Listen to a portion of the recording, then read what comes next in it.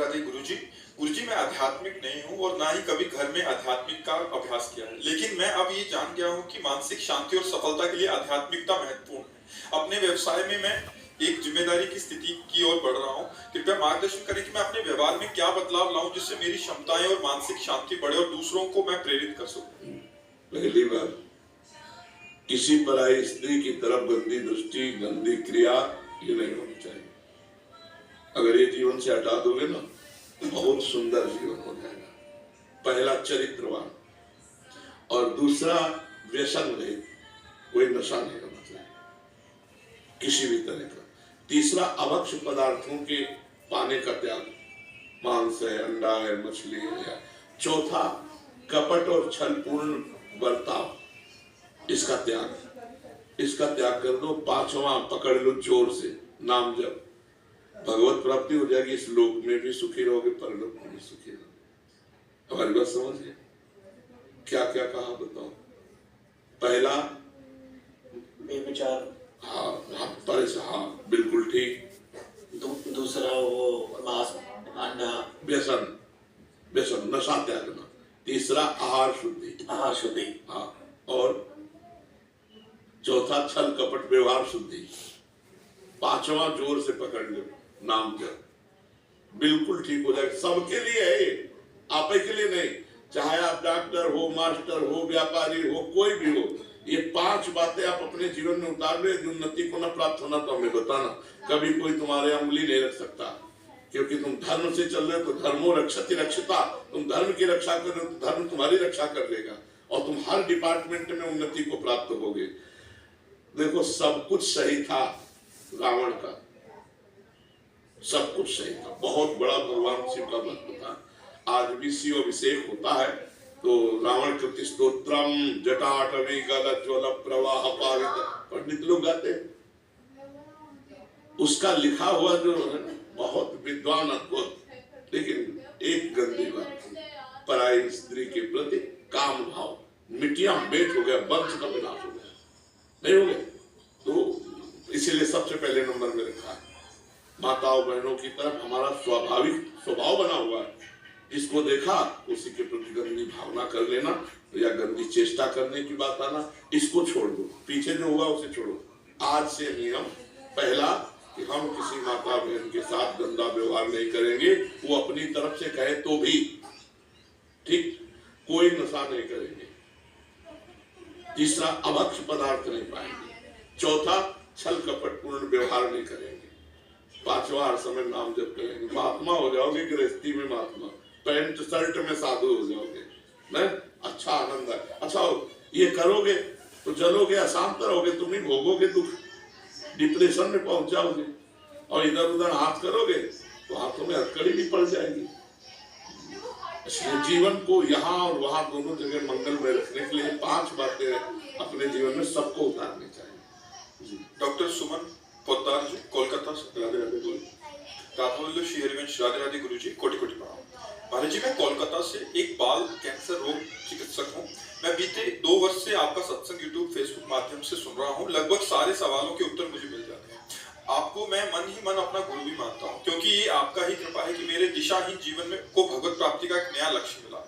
मैं अब नियमित नाम जप करके गोविंद के भक्ति पथिक बन गया हूँ। अब मेरी इच्छा है कि मेरी बची हुई जिंदगी महामंत्र नाम जप करके मैं निस्वार्थ भाव से कैंसर पीड़ित बच्चों की इलाज और सेवा कर सकूं। आखिरी इच्छा है कि सेवानिवृत्ति के बाद मैं वृंदावन धाम में आके किसी अस्पताल में निःशुल्क सेवा। हाँ, बहुत सुंदर। किसका है? हाँ, बहुत सुंदर, बहुत सुंदर। जी, गृहस्थ जीवन में जिम्मेदारी कभी भी समाप्त नहीं होती, इसलिए डरता हूँ कि शायद ये मैं कर पाऊँ या ना कर पाऊँ। प्रभु के ऊपर छोड़ो। जिनको वृंदा विपिन है, कृपा तिन्हीं की होए, वृंदावन में तमहिं तो रहन पाए सो। किशोरी जी को आपकी भावना है ना, तो अगर आप इसी भावना में रहते हुए भजन करते हुए शरीर छोड़ेंगे वहां, तो आप यहीं आ जाएंगे। क्योंकि आपने धाम की भावना की है, धाम की इच्छा की है, और किन्हीं कारण विशेष के आप नहीं आ पाए धाम, तो आपका लक्ष्य था धाम, तो वो आपको पहुंचा देगा। और एक हमारी तरफ से प्रार्थना है कि वृंदावन आए हो तो अपने आंतरिक कैमरे में इसको भर ले जाओ।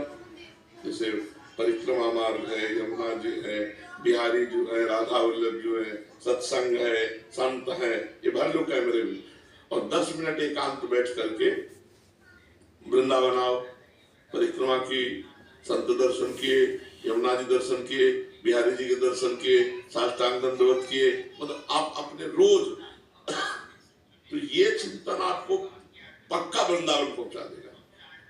वृंदावन को चिंतवन यह दीप उर्बार, कोटि जन्म के अगतमय काट करे उजियार, करोड़ों जन्मों के पापों का नाश करके वृंदावन प्रीति प्राप्त हो जाएगी। रोज वृंदावन हो, रोज वृंदावन की परिक्रमा करो, रोज वृंदावन का दर्शन करो भाव के द्वारा, तो आप देखना फिर आपकी आध्यात्मिक उन्नति भी इसमें जोरदारी से होगी, क्योंकि भगवान का धाम भगवान जैसी सामर्थ्य रखता है।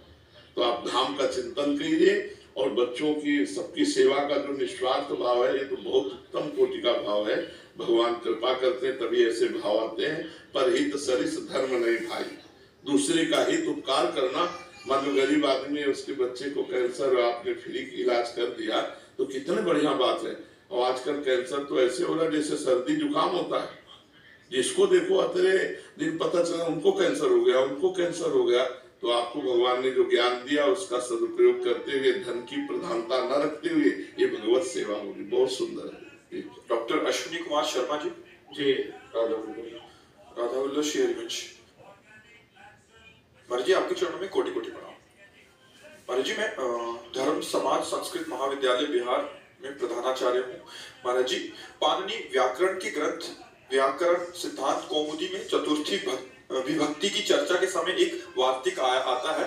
उसके उदाहरण में एक वाक्य है, भक्ति ही ज्ञानाय कल्पते, अर्थात भक्ति ही ज्ञानाकार से परिणित होती है। इस पर स्वामी जी श्री करपात्री जी महाराज ने भक्ति तथा ज्ञान नामक ग्रंथ में इसका उल्लेख किया है कि जैसे मृत्तिका ही घट रूप से परिणित होती है, वैसे ही भक्ति ही शुद्ध सच्चिदानंद घन ब्रह्म साक्षात्कारत्मक ज्ञान रूप से परिणित होती है। हाँ, भगवान शंकराचार्य जी ने भी कहा स्वरूपानुसंधान भक्ति रेवगरीयसी, भक्ति श्रेष्ठ है स्वरूपानुसंधान के लिए। जब तक हम परमात्मा की भक्ति नहीं करते तब तक हमारा असत चिंतन नहीं छूटता, और जो ज्ञान है वो चिंतन रहित है। हमारा जो स्वरूप है, जिसे ब्रह्म कहते हैं, जिसे आत्मा कहते हैं, वो अचिंत्य है। अचिंत्य का मतलब मन और चित्त, ये चिंतन रहित होकर शांत हो जाए। तो ये तब होना जब असत चिंतन रहित हो पहले।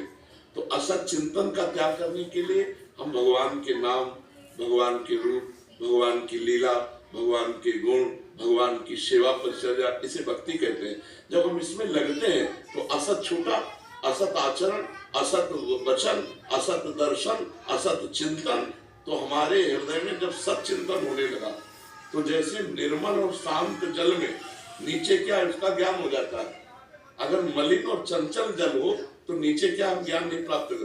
तो पवित्र अंतःकरण और एकाग्र अंतःकरण में झलकने लगता है आत्मस्वरूप, फिर वो अचिंत स्थिति को प्राप्त, अपना ही स्वरूप अचिंत है। इसलिए भक्ति अति अनिवार्य है। सनक सनंदन सनातन शरद कुमार जी महाराज ब्रह्म बोध ही पैदा हुए, आत्मस्वरूप का बोध प्राप्त किए भी प्रकट हुए, लेकिन हर समय वो हरिशरणम हरिशरणम हरिशरणम हरिशरणम जपते रहते हैं, क्योंकि बिना भक्ति के जो ज्ञान है वो नीरस है।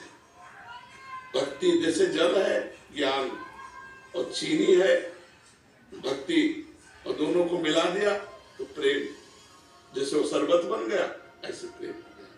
तो जो भगवान शंकर से बढ़कर कोई ज्ञानी नहीं है, तो भगवान शंकर भी भगवान के नाम का जप करते हैं, भगवान की लीला अवतारों के दर्शन करने जाते हैं, भगवान के रस चरित्रों का गायन करते हैं। इसलिए भक्ति सर्वश्रेष्ठ है, जिसका पुत्र ज्ञान है। भक्ति का ही तो पुत्र ज्ञान और वैराग्य है। भक्ति से ही ज्ञान और वैराग्य का प्रादुर्भाव होता है, और भक्ति बनी ही रहती है। आत्मरति, जैसे कृष्ण रति वैसे आत्मरति बनी रहती है। तो भक्ति जरूर, और हम आकार में फंसे हैं, निराकार का ज्ञान नहीं है, तो आकार से ही शुरू करें।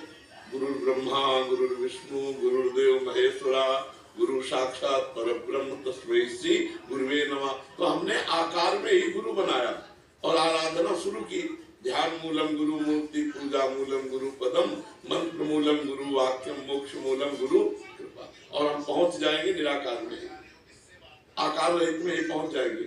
आप आराधना प्रारंभ करें तो सोई जाने जे देव जनाई तो जानत तुम्हें हो जाए।